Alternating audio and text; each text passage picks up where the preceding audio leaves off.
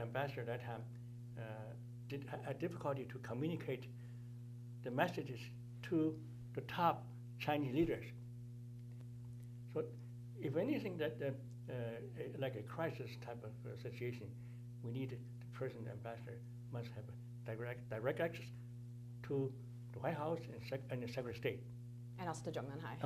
Also to Nanhai, and that's important. I think this time I don't expect a crisis, but I hope that hopefully Governor Huntsman should have access to the top in U.S. and China. He knows a lot of the leaders in China. I think Chinese leader will develop a good relation with Huntsman. The most recent one, Clark Wren, I didn't have any personal engagement with him, but I think that I met him a few times during his trip to the United States, accompanied Chinese leaders like Wen Jiabao and Hu Jintao. He was here. We had lunch together with other people, and also in January this year, I went to Beijing to celebrate the 30th anniversary of diplomatic relations. I was invited by Ambassador Ren to the ambassador restaurant in Beijing to have a buffet lunch in his home, which I was pretty much honored to be invited. And Ambassador Ren was very popular, very respected by Chinese leaders. And in addition to the most recent one, let me mention a few I know. For example, after Woodcock returned to the United States in early 80s, after Reagan became president of the United States, because he was appointee of Carter, so he had returned.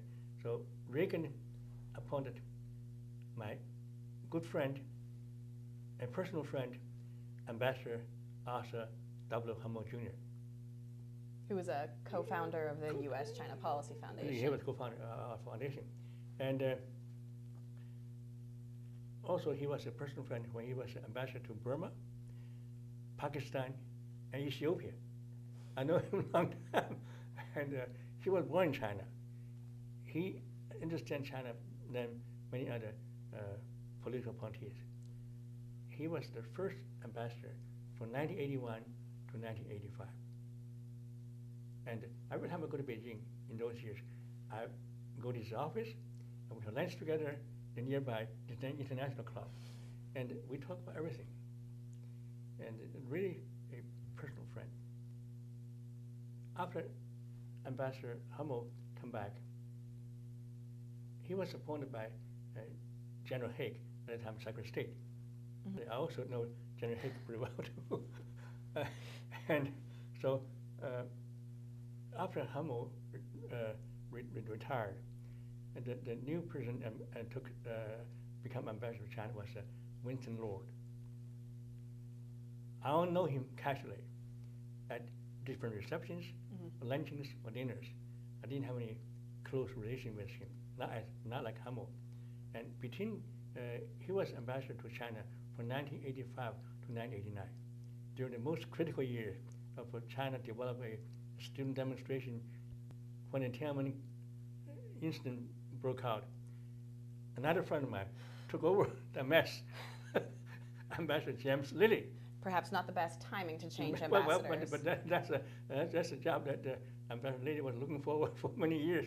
Finally, he got an offer. He went to China to pick up the pieces. I shouldn't say that, but that's the reality. But Ambassador Lilly was excellent ambassador, very skillful. He knows China. He was born in Qingdao. And he oversaw U.S.-China relations during one of their most tense periods in the last 30 years. He is a good friend of President Bush, Bush Sr. And he accompanied him to China many times, and he worked for Central CIA. And this ambassador is very colorful, very interesting person.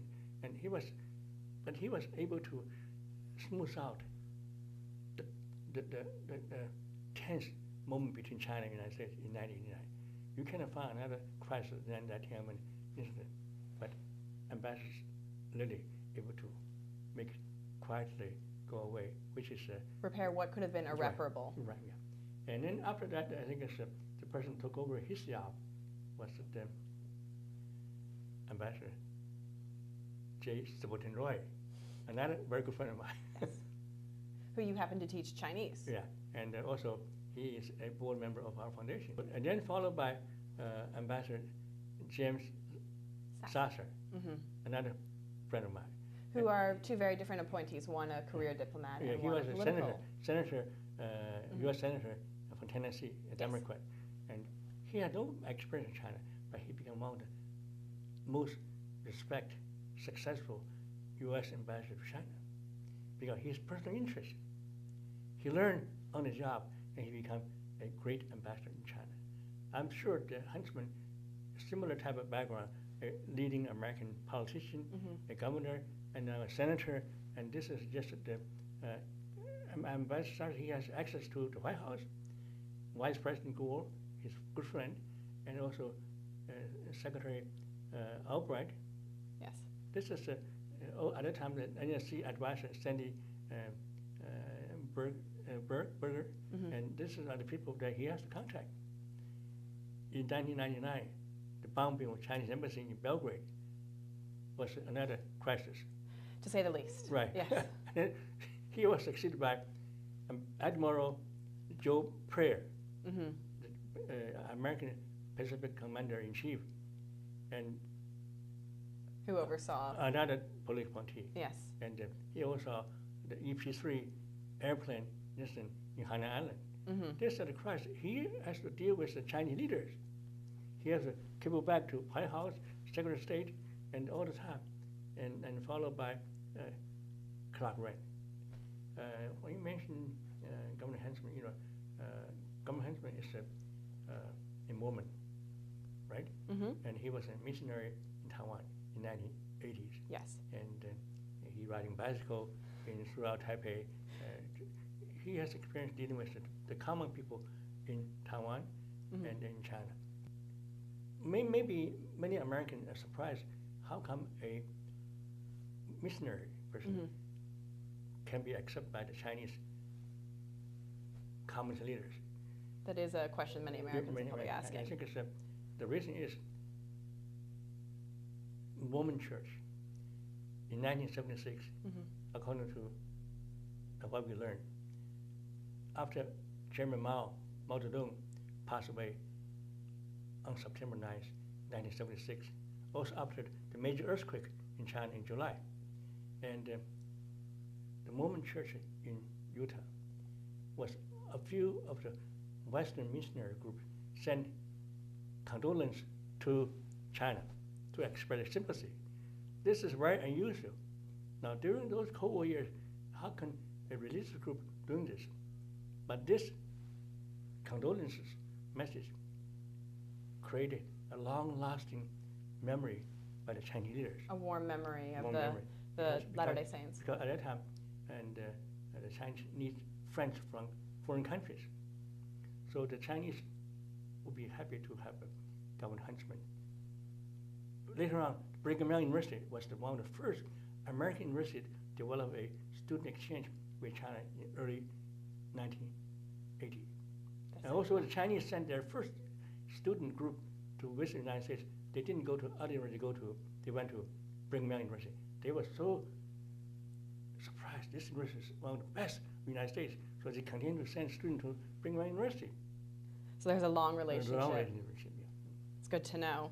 And it's good to hear that it sounds like Huntsman will be a perfect intersection between someone who has the diplomatic experience of a career ambassador, although not a career diplomat. He does have prior experience, and he has the access of a political appointee, and so hopefully that will allow him to best serve American interests in China. Right. And hopefully there will be no catastrophes or any sort of incidents between the two nations, but we have faith that he will be able to manage them.